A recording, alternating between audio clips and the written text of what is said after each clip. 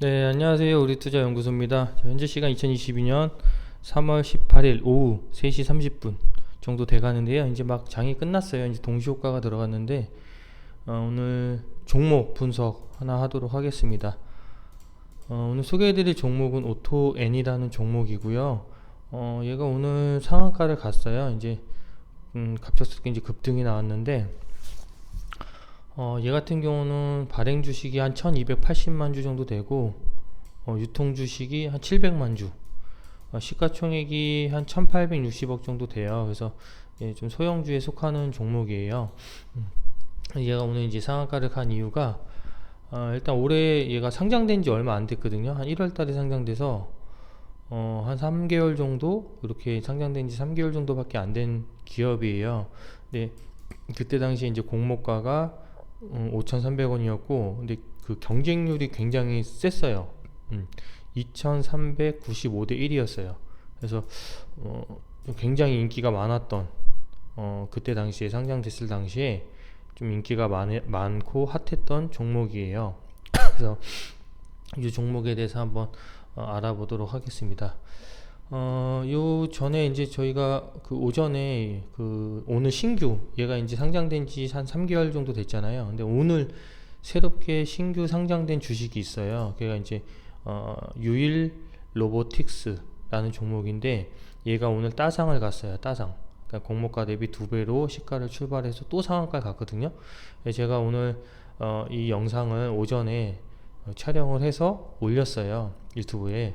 이것도 좀 많이 보시면 좀 도움이 되실 거예요. 최근 이제 상장된 지 얼마 안 됐거나 공모한 지 얼마 안 된 종목들은 어떤 식으로 대응해야 되는지에 대한 부분 안내해 드렸으니까 이것도 같이 함께 보시면 매매하실 때 도움이 되실 것 같습니다. 그리고 저희가 평생 주식 공부방 운영하고 있어요. 그래서 링크 걸어 놨으니까 이쪽으로 많은 입장 부탁드리고, 또 저희가 무료 종목 상담 진행하고 있거든요.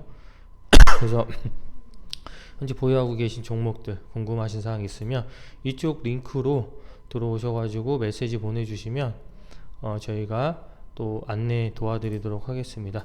자, 일단 오토N이라는 종목 오늘 상한가를 갔는데 기본적으로 얘 같은 경우는 이제 정부가 현대차 등 이제 대기업에도 중고차 시장 진출을 허용을 했어요. 그러니까 예전에는 이게 생계형이라고 해가지고 대기업에서 중고차 시장을 들어오지 못하게끔 막았었거든요. 그래서 이제 큰 대기업들이 중고차 시장에 진출을 할 수가 없었어요. 근데 이번에 이제 진출을 허용을 했어요. 그래서 그 관련된 주들이 이제 급등이 나오는데, 또 이제 앞으로 이제 중고차 매매에 대한 뭐 신뢰 제고나 또는 온라인 거래 활성화 등의 이제 예상이 되겠지 아무래도. 그래서 중고차 관련주가 급등을 했어요. 이제 오토엔 같은 경우는 현대차 그룹 있잖아요. 현대차 그룹. 그 사내 벤처 기업이었어요. 원래 처음에. 예, 그래서 요것도 참 저희가 얘가 상장됐을 때 있잖아요. 예. 요날 1월 20일 날 저희가 유튜브 찍은 게 있어요. 유튜브. 그래서 우리 투자연구소 오토N이라고 치시면 아마 뜨실 거예요. 그때 거를 한번 보세요. 이때 이제 좀 자세하게 설명을 했거든요. 이때 상장됐을 때. 그래서 얘네가 현대차 그룹의 사내 벤처 기업으로 시작을 했는데 분사를 했고, 그리고 올해 초에 상장이 된 기업이에요. 그래서 이제 아무래도 현대차하고 당연히 엮여 있겠죠. 당연하겠죠. 네, 그래서 현대차가 이제 정부에서도 대기업들이 중고차 시장 진출 허용했고, 현대차 자체에서도 중고차 시장에 진출하겠다라고 선언을 했어요. 그렇기 때문에 얘가 관련주가 된 거예요. 당연히. 네, 근데 얘가 이제 자동차 특화 커머스 플랫폼 기업이에요. 그리고 현대, 기아 이런 완성차에 납품하는 맞춤형 차량 용품을 개발하고 제작을 하고, 또 애프터마켓에서 운전자들이 필요로 하는 그런 차량용 생활 용품을 판매를 하고 있어요. 그래서 뭐 오픈 마켓이라고 생각하시면 되겠죠. 그렇죠? 온라인 마켓이라고 생각하면 되겠죠. 그 차량 용품에 대해서. 그래서 현대차가 이제 중고차 시장에 진출을 하면서 오토에는 애프터 서비스, 그 다음에 튜닝용 부품, 액세서리 등의 수요가 늘어날 것이란 기대감으로 이제 급등을 했고, 현대차는 신차 수준의 인증을 거친, 이게 이제 좀 중요한 대목인 것 같아요. 인증을 거친 중고차만을 온라인 중심으로 판매할 예정이다. 이게 왜 중요하냐면, 사실 그 차에 대해서 좀 잘 아는 분들은 중고차 매매할 때 이렇게 크게 이제 당하는 경우가 없어요. 근데 사실 뭐 차에 대해서 잘 모르는 여성분들이라든지 또는 남성분들이라고 해도 차에 대해서 이제 잘 모르시는 분들이 많아요. 저도 사실 차에 대해서는 잘 몰라요. 그래서 이런 사람들은 사실 중고차가 뭐 A라는 중고차가 있는데, 그게 적정 가격이, 판매 가격이 원래 뭐 2천만 원이에요 원래. 근데 그거를 이제 중고차를 사러 가면 잘 이렇게 모른다라고 이제 좀 이렇게 느껴지면, 이제 중고차 판매하시는 분들이 좀 이렇게 얹혀서 뭐 한 2천, 원래 적정 가격은 2천만 원인데 뭐 한 2,500에 팔기도 하고 뭐 3천에 팔기도 하고 그런다고 하더라고요. 그러니까 모든 중고차 매매상들이 다 그렇다는 건 아니에요. 그러니까 오해는 하지 마시고, 일부 이제 중고차 이제 상인들 중에 차에 대해서 잘 모르는 소비자가 왔을 때 이제 속된 말로 눈탱이를 많이 치는 경우들이 있다라는 거는 아마 좀 많이 알고 계실 거예요. 그래서 차라리 차에 대해서 모르는 분들은 차라리 그럴 바에는 그냥 새 차 사자 라는 분들이 되게 많아요. 저도 마찬가지고 차에 대해서 잘 모르기 때문에 처음에 이제 뭐 예를 들어서 면허를 따고 처음 차를 구입을 할 때는 당연히 이제 중고차를 많이 구입을 하잖아요. 잘 모르니까 또 사고도 날 수도 있는 거고. 근데 어느 정도 이제 운전 경력이 되고 이런 분들은 이제 차라리 그럴 바에는 새 차를 사자라는 분들이 많아요. 사실 의외로. 왜냐면 새 차 할부 이율이 낮잖아요. 중고차보다.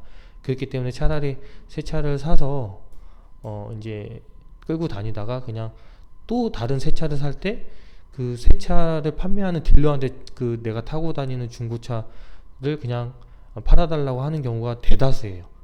차에 대해서 모르는 분들은. 근데 근데 이 대기업에서 그렇게 하진 않겠죠. 그렇죠? 현대차에서 중고차를 시작을 하는데 얘네들이 소비자를 가지고 속여서 팔진 않을 거 아니에요. 일단 그런 믿음이 있잖아요. 기본적으로 깔려 있잖아요. 그래서 거기다가 여기서 신차 수준의 인증을 거친 중고차만 팔겠다라고 했기 때문에 오히려 이제 중고차를 구입하는 분들이 뭐 조금 더 비싸게 주고 사더라도 차라리 안전하게 내가 차 고장나지 않은 차, 그런 차들을 그냥 조금 더 돈을 주더라도 차라리 이런 걸 사지 않겠어요 여기서? 그러면 당연히 오토에는 현대하고 기아 완성차의 차량 용품을 제작하고 차량용 용품을 판매하는 회사이기 때문에 당연히 수요가 늘어나겠죠. 당연히. 그렇기 때문에 얘가 수혜를 받을 거다라는 그런 시장의 이제 중심이 된 거죠 오늘. 그래서 오늘 대량 거래량이 발생을 하면서 바로 그냥 갭상승돼서 바로 상한가를 갔어요. 그런데 이제 뉴스가 나온 게 얘하고 오늘 케어카하고 롯데렌탈 이게 다 조금 오늘 이제 중고차 관련된 주잖아요. 그래서 렌터카 또는 케어카 이런 애들이 이제 그런 건데 관련된 주인데, 롯데렌탈이 이제 얘도 이제 쭉 올라가더라고요. 근데 얘는 이제 저는 어떻게 이제 바라봤냐 시장을, 이제 오토에는 당연히 수혜주고 그냥 얘는 당연하다고 생각을 했어요. 그러니까 대기업이 중고차 시장에 진출하는데, 근데 현대차에서 우리 중고차 시장 진출할 거야 라고 선언을 했고, 여기에서 분사된 회사기 때문에 당연히 얘네가 수혜를 받을 거라는 거는 당연한 건데, 이제 케어카하고 롯데렌탈도 올라가더라고요. 근데 얘까지는 저는 수혜를 받을 수 있다라고 생각했어요. 왜냐면 롯데그룹도 진출을 할 수 있거든요.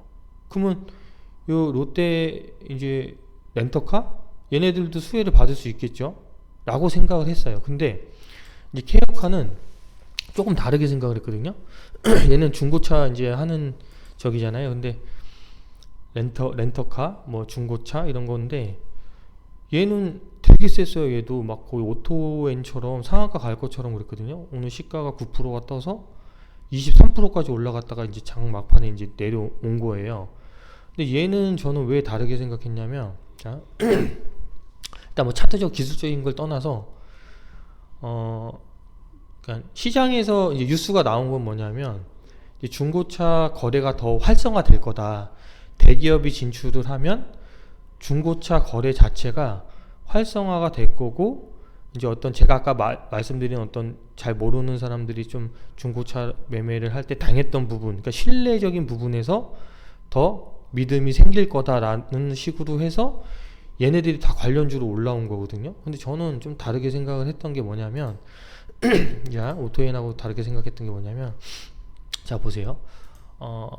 어떻게 예를 들까요? 제가 쉽게 설명을 한번 해볼게요. 동네에서 제가 커피숍을 운영을 해요. 그냥 예를 들어서 프랜차이저 커피숍이 아니라 그냥 개인 커피숍을 운영을 한단 말이에요. 만약에 그냥 예를 드는 거예요. 동네에서 개인 커피숍을 운영을 하는데 바로 옆에 스타벅스가 생겨요. 자, 스타벅스가 생겨요. 그리고 그 옆에 뭐 이디야가 또 생겨요. 자, 이해 가셨어요? 저는 개인 커피숍을 운영을 하는데 옆에 스타벅스가 생기고 또 이디야가 생겨요. 그리고 또 이 오른쪽으로는 메가커피가 생겨요. 메가커피가 또 만약에 생겨요. 그러면 그러니까 당연히 경쟁이 심화되잖아요. 내가 개인 커피숍인데 개인 커피숍에 뭐 예를 들어서 아메리카노를 내가 한 잔에 3,000원에 팔아요. 4,000원. 뭐 3,000원에서 4,000원에 팔아요. 한 잔에. 근데 스타벅스가 생겨요. 6,000원에 딱 뭐 5,000원에 딱 팔아요. 얘네 아메리카노. 5,000원, 6,000원에 판단 말이에요. 그러면 내가 만약에 소비자 입장에서 스타벅스라는 브랜드가 있잖아요. 그러니까 이 커피 맛이 뭐 어떤지까지는 잘 모르겠지만 이 커피숍에 가는 사람들은 이 스타벅스만의 그 분위기가 있다고 하더라고요. 스타벅스만의 분위기가 있대요. 그래서 여기를 가는 사람들은 여기만 가요. 그러면 내가 3,000원 내지 4,000원짜리 동네 아메리카노를 안 마시고, 그쵸? 차라리 전 세계에서 어떤 딱 고정된 맛이 보장이 되고 브랜드가 형성되어 있는 2,000원 더 내고 1,000원 더 내고 스타벅스 커피를 마시러 갈 수 있잖아요. 만약에 이 커피숍들이 없었을 때, 내가 동네에 나밖에 없었을 때는 커피 먹고 싶은 사람들은 우리 가게에 와야 되는데, 스타벅스가 생기면 만약에 하루에 100명이 왔다고 하면 이쪽으로도 수요가 갈 거 아니에요. 뭐 예를 들어서 30명은 일로 가고, 또 이디야가 생기면 한 20명은 일로 가고, 그쵸? 그리고 우리 쪽으로 50명이 오면 매출이 주는 거 아니에요. 근데 옆에 또 메가커피가 생겼었는데 메가커피는 2,000원이잖아요 아메리카노가. 그러면은 아메리카노 마실 거면 3,000원 4,000원 내고 우리 쪽이 안 오고 일로 또 갈 수도 있잖아요. 그러면 경쟁이 더 심화되지 않을까 라고 생각이 들거든요. 근데 뉴스에서 나온 얘기는 뭐냐면 왜 얘가 케어카가 올라갔냐 하면, 자 이렇게 본 거예요. 뭐냐면 그 강원도에 어떤 그 지역의 바닷가 앞에 커피숍들이 수십 개가 있대요. 수십 개가 커피숍들이. 그래서 커피 거리가 형성이 된 거예요. 그러면 내가 커피숍이 하나만 있을 때는 사람들이 일부러 여기에 커피를 먹으러 좀 안 올 수도 있잖아요. 일부러. 그렇죠? 일부러 여기를 찾아서 안 올 수가 있잖아요. 그렇죠? 근데 야 거기는 그 바닷가 앞에 거기는 커피 거리야.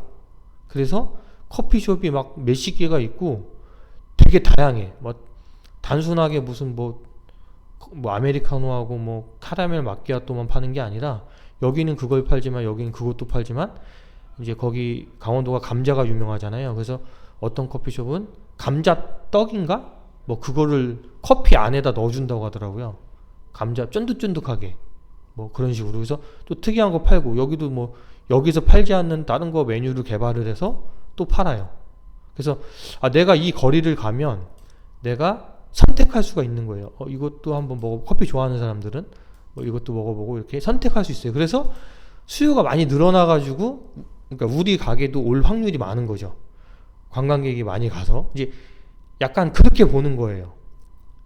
그 뉴스 아까 나왔던 얘기는 대기업이 중고차 시장에 진출을 하면 여기뿐만 아니라 다른 중고차 매매 거래상들도 같이 잘 팔릴 것이다라고 이제 그런 느낌으로 이제 기사를 썼더라고요. 그래서 이제 중고차든 렌터카든 이런 관련된 주들이 처음에 올라왔었어요.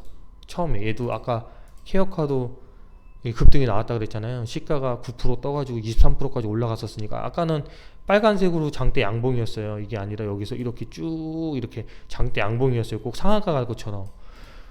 근데 이게 저는 조금 다르게 생각을 했던 거죠.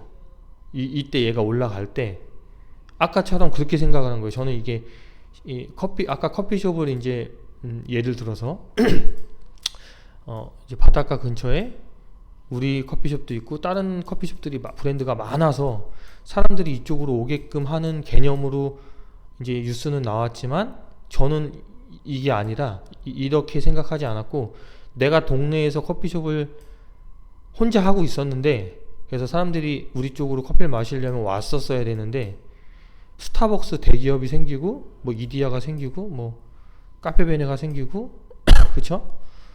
또 뭐 타멘탐스가 생기고, 그럼 여기 이런 대기업들이랑 내가 경쟁을 해야 된다는 거잖아요. 또 어떤 데 메가커피도 생기고 뭐 컴펀즈도 생기고 뭐 그쵸? 막 이렇게 생겨버리면 오히려 내 이 시장이 좁아지는 게 아닐까, 저는 이런 관점에서 봤거든요. 그래서 만약에 오늘 얘네들 강했으니까, 얘네들이 다 중고차 또는 관련주 얘네들이 강했으니까 흐름이, 그러면 당연히 대장인 얘가 제일 낫다라고 생각을 한 거예요. 오토앤이. 예. 얘는 왜냐하면은 아까도 말씀드렸지만 현대차 사내 벤처 기업이었어요.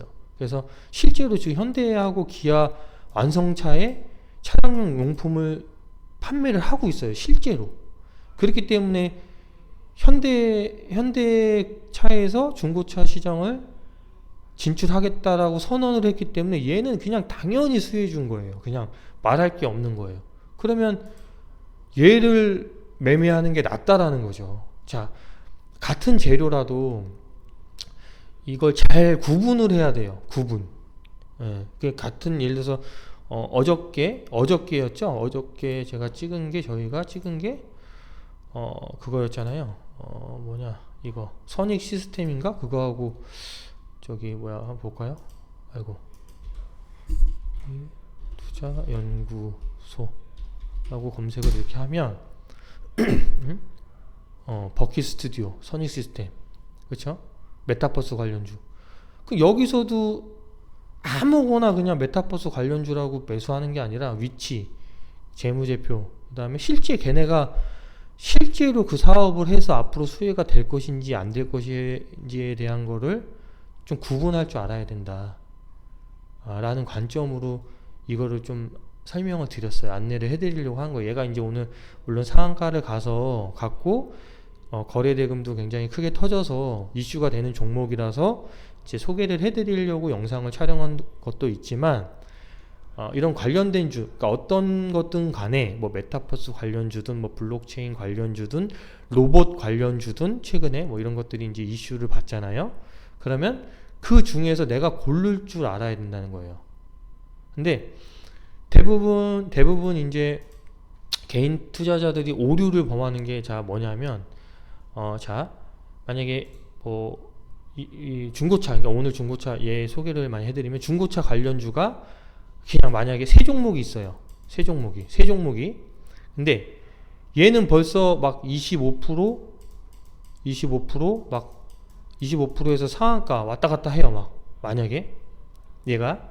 근데 다른 거는 뭐 15%에서 왔다 갔다 하고 어떤 거는 뭐 6, 7, 8%가 왔다 갔다 해요. 지금 만약에 장중이라고 가정해 볼게요.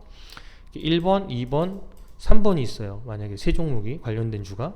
근데 일반 투자자들이 가장 오류를 범하는 게 뭐냐면 얘가 25, 26, 27 왔다 갔다 하다가 탁 상한가를 이렇게 탁 닫았어요.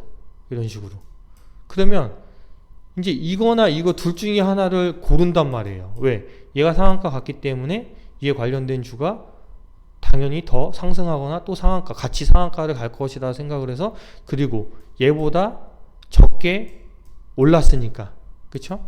더 싸다는 생각이 드는 거예요. 얘보다 얘가 더 싸다. 그래서 얘를 선택하는 오류를 범해요. 근데 결국 얘는 상한가를 닫지만 얘는 7, 8% 움직이다가 뭐 12, 13%까지 또는 15%까지 갈 수는 있겠죠. 그러다 어떻게? 꼬꾸라져요. 왜? 얘는 대장이 아니거든요. 결국은 테마주나 또는 어떤 그 관련된 주 있잖아요. 재료가 떠서 탁탁탁 같이 이게 묶여서 움직이는 애들 중에서는 기왕이면은 대장을 매매를 해야 돼요. 그래야지 얘네들이 그 다음날도 떠서 갈 확률이 높아요. 얘네들은 지지부진하고 대부분 그래요. 그러니까 기왕이면은 대장을 매매하는 게, 선택하는 게 어쨌든 좋아요. 그래서 일단 오토엔이라는 종목 일단 강한 재료가 붙었어요. 아까도 말씀드렸듯이 얘도 이제 1,400억 정도 터졌는데 물론 얘가 계속 이렇게 간다라는, 저는 항상 보수적으로 생각하는 편이에요. 그래서 간다라는 개념보다는 저항, 여기 위에 저항까지 가려고 노력을 할 거예요. 뭐 여기를 살짝 뚫어줄 수도 있고요. 뭐 이 구간 안에 들어올 확률이 높아요. 일단 대신 월요일날 시가가 어떻게 형성되는지가 중요해요. 자, 얘는 다른 거랑 달라요. 일단 자 메타버스 관련주다. 예를 들어서 그러면 메타버스 앞으로 향후 이렇게 될 것이다라는 거잖아요. 지금 현재 메타버스가 정말 기술력이 엄청나서 그게 현재 지금 이게 막 매출이 일어나는 게 아니잖아요. 근데 얘는 좀 달라요. 개념이. 얘는 이제 현대차가 선언을 했고 바로 얘네들은 어차피 그 자동차 사업을 하고 있는 기업이기 때문에 얘네들은 마음만 먹으면 빠른 시간 안에 매출이 늘어날 수 있어요.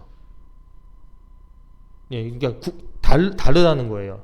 같은 어떤 테마주로 올라와서도 얘네들은 느낌이 달라요. 그렇기 때문에 얘네들은 조금 더 저는 위로 보고 있어요. 위로 좀 더 어쨌든 좀 상승할 수 있는 여력이 있지 않을까 라고 보여져요. 대신 이제 월요일날 일단은 온상한가 같지만 월요일날 시가가 중요해요.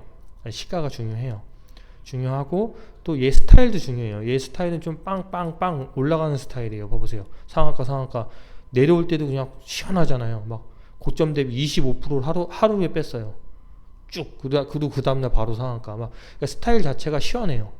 그래서 이제 기술적으로만 말씀을 드리면 요렇게 올라왔잖아요.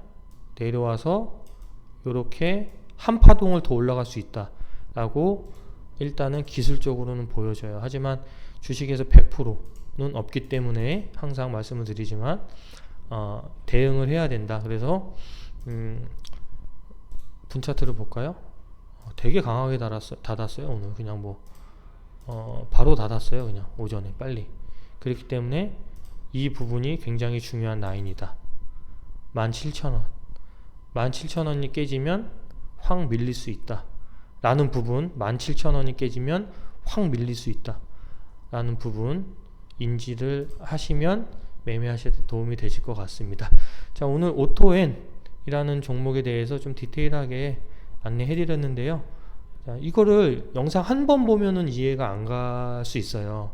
제가 뭐 예시를 들어서 커피숍도 예시 드리고 막 예시를 드렸던 거는 좀 알아듣기 쉽게 제가 최대한 설명을 하려고 노력을 했어요. 근데 그럼에도 불구하고 이제 한 번 봐가지고는 잘 이해가 안 가실 거예요. 그렇기 때문에 이 영상을 반복해서 계속 돌려보시는 게 도움이 많이 되세요. 그리고 오토엔 말씀드렸죠. 저희가 1월 달에 이거 영상 찍어서 올린 게 있어요. 상장됐을 때 그거 찾아서 꼭 보세요. 같이 유기적으로 이렇게 영상들을 돌려서 같이 보면 내가 어차피 주식을 공부한다라는 생각을 가지고 내가 이걸 당장 이 사람 말 듣고 이거 월요일날 사가지고 내가 10% 20% 먹어야지 이렇게 생각하면 안 돼요. 어차피 주식이라는 거는 내가 공부해 놓으면 평생 써먹을 수 있잖아요. 그렇기 때문에 생각을 하고 재료의 강도에 대해서도 생각을 하고 위치도 생각을 하고 꾸준하게 이렇게 영상을 시청을 하다 보면 어느 순간 나도 모르게 피해야 되는 종목들을 알게 돼요. 그러면 실력이 조금씩 늘 수 있거든요. 그래서 그런 관점으로 접근을 하면 도움이 되실 것 같습니다. 자, 오늘 영상 여기까지 찍도록 하겠습니다. 감사합니다.